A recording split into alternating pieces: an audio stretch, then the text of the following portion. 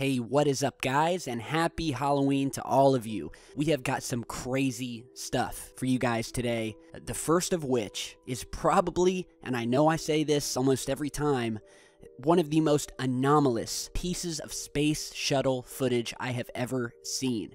So what you're going to see here is an astronaut sitting just inside the hatch on the space shuttle, the airlock, and he's just right on the outside edge of the hatch, touching space. And I want you to note all of the anomalous UFO activity that is going on outside of the shuttle, where you're going to see objects moving in all directions, changing speeds, changing directions.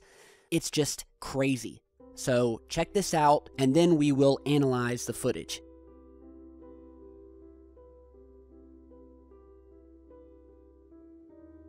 Okay, Mike, your party's on the line. We're going to go ahead and privatize too, and then you'll be good to go.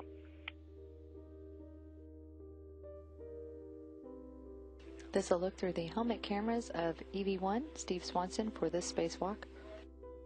As you can see, he remains in the crew lock, but looking out of the hatch. The spacewalk began officially at 11:51 a.m. Central Time, marking the time that they activated the batteries on their spacesuits. They're working through those procedures before they begin translating to the first work site. And Steve Swanson working on a display on his spacesuit. Go ahead. Yeah, Tony, we're going to need you to run procedure 2.105, display loss during power transfer. How copy?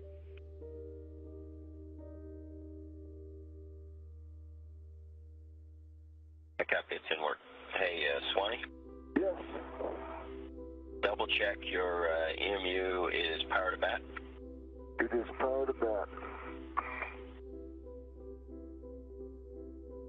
Okay, Joe, I think this is just a check, but it might be an action. Switch the power for EV1 to off. That's verified off. Check the power for EV1, EMU LED is off. And the LED's out. Okay, Swanee, these actions are going to take your fan and your comm, so don't do those until I've read far enough ahead so where you can get back. Understood. Note, affected EMU will be without fan and comm after steps 4 and 5. Step 5 to 7.1 should be read together before performing step 4.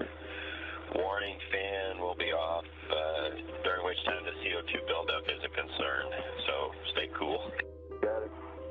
Okay, so step 4 would be, when I'm ready, switch the fan off. Expect a fan switch off tones in 7 seconds. Alright, so this is from the STS-119 mission during one of the EVAs. It was a space shuttle mission that occurred in March of 2009. And as you just saw, we have the astronaut sitting on the edge of the hatch, about to head out into space, and we begin to see these objects, very fast moving, shooting by in the distance.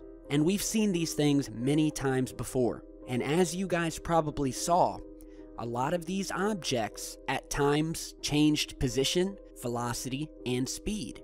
So we're just going to go through some of the best of these sightings here. And as you're watching this, you'll notice that at times we will see two UFOs that seem to be almost flying together in unison.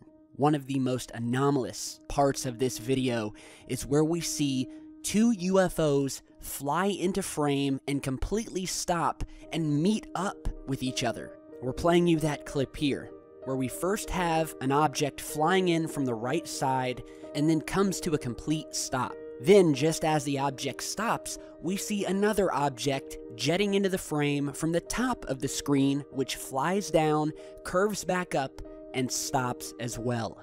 We are playing you the footage over and over. We're playing it in a slow motion here. And just watch this and tell me if you've ever seen ice crystals or dust particles or whatever NASA would try to have us believe. And you know what, every time we see UFO activity during these spacewalks or from the cameras on the International Space Station, they always say it's, you know, it's the same old stuff. It's light reflecting off of Venus, it's dust particles, or it's just debris. Well, my friend, Debris does not fly around of its own volition, change speed, change directions, come to a complete stop, and then meet up with another piece of debris which also flies in from a separate direction, also coming to a complete stop. This is amazing, and there is no explanation that NASA can give us for this. I mean, look at it. Look at these things fly in and meet with one another, and then both vanish at the same time. Just explosive footage and proof that there's a lot of activity happening above our planet, out in space. We have shown it on this channel countless times. If you haven't seen it yet, you can go back through our old videos if you're new to the channel. Some of the best UFO footage we have comes from the ISS and STS missions. So we're letting the footage play some more. Here we see another object jet by and curve at the bottom of the screen. We'll play that over. There it goes. And then we have another object flying in from an opposite direction. That almost looks like the object changed directions. Let's play that over again. All right, here we see the object coming into frame from the bottom of the screen. We see it flying up, and then we see what looks like it's making a hard left-hand turn toward the top of the screen and jetting off to the left. And then we have another object that comes out of nowhere. After this thing cuts to the left, we see another object appear and move to the right. And the objects just keep appearing, changing directions, curving around, stopping. I mean, it's just mind-blowing. And another thing I want you guys to notice is that during all of this UFO activity, the astronaut is having issues with his video camera, his helmet cam. And this is very interesting also, because I have found in this research, and in a lot of cases, we have noticed that when someone is filming, a lot of times people will experience malfunctions in their video cameras, whether it be static or, the frame jumping around, going black, only to go back to normal once the UFOs exit or disappear. And you can hear when you're watching this video, they're trying to get this camera fixed. They're going through steps and stages to try to troubleshoot what's going wrong with the camera, and they can't figure it out. We have a lot of testimony from people and footage where the cameras have shut off or have gotten so staticky when some of these craft have appeared. And not only that, we have testimony from abductees who have stated that just before they were abducted, whether it be in their home or in their car, their televisions would start to get very staticky, or their radio would start to get staticky before completely going out, and then they would lose time and then wake up hours later or even days later. But one of the main common points to all of these abductions is that they notice their electronics going haywire just before their encounters. And so it's very suspicious that as we're seeing all these objects, I mean, look, these are obviously objects. We see them moving by from directions that aren't even in the direction of the space shuttle. And just to see those two UFOs fly in from different directions and then stop in unison, I mean, that's a done deal. And I can only think what this astronaut was thinking, seeing these things pass by. Now, the last clip I want to show you guys, if you didn't see it, is when we can see the Earth below, which you're seeing here, and I want you guys to notice this object fly in from the top of the screen, slightly curves, and then heads down toward the Earth. And you'll actually see a couple of objects heading near Earth in this. So let's go ahead and play it in slow motion.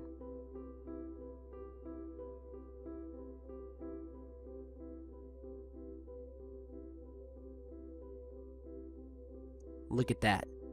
I mean, this is just phenomenal footage. But anyway, this is from STS-119, one of the best pieces of UFO footage from the space shuttle missions I have ever seen.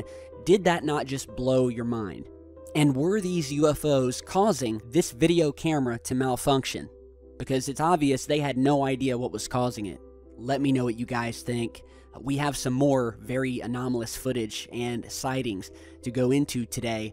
The next one, something very strange. I was emailed by a viewer who was watching a webcam of the Popocatépetl volcano which is in Mexico. We have featured this webcam footage in past videos. There's been a lot of UFO activity that has happened at this particular volcano.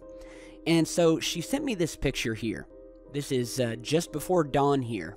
And I want you to take your attention to this strange light formation over here to the left of the mouth of the volcano. We'll go ahead and zoom in here. All right, so look at this here. We have this circular light, which looks like it's attached to some sort of elongated structure. We have another light in the center of it, sort of this cigar-shaped light, or it possibly is a structure, because I believe we are seeing heat signatures here. So obviously right off the bat after I saw this footage I wanted to go in and I wanted to watch the frame-by-frame analysis where this object appears, see what it does. And that's when I read further in the email from the viewer who said, well, you can go and try to look at it, but it seems that they have edited it out. You cannot go back and review this specific time period. So I said, that was strange. So I head over to the webcam. You're seeing that here. And sure enough, when you go to review the footage starts at 6 a.m. And you're seeing that here. And when you try to rewind, we're going to go frame by frame backwards here because we need to get to 5:45 a.m. And when you do that, this is what you get. Nothing but blank screens. Literally, right as you hit the 5-hour 55 mark. Nothing but white screens, and it stays that way. And again, we'll hit the play button here, and you'll see it goes through all of these blank, missing frames until it hits about the 6-hour mark right on the dot, and then there we have the volcano. So yes, it's extremely strange. The webcam footage of this volcano from just 15 minutes after this UFO appears is there. It's on the website. You can watch it. But the moment you try to go to that 15 minutes before 6 a.m., you get nothing but blank screens, missing frames. And obviously we have the picture here, so we know those frames were up earlier. And this just happened today on the 31st, this morning. So why are the frames missing? What was this object? And furthermore, why are the frames missing exactly at the timestamp when this object shows up? I mean, exactly. Not more than 10 or 15 minutes after, the frames reappear. And why can't we review the footage of when this UFO appeared? Very, very strange. I will put the link to this webcam down below. You can see it for yourself. It's not there. It's been edited out. The frames are missing. So we could be having some censorship here. Very strange. And big thanks to the viewer who sent this in. Now, speaking of Halloween, another viewer alerted me to some strangeness happening today, and they said head over to Google and tell me what you see. So I did.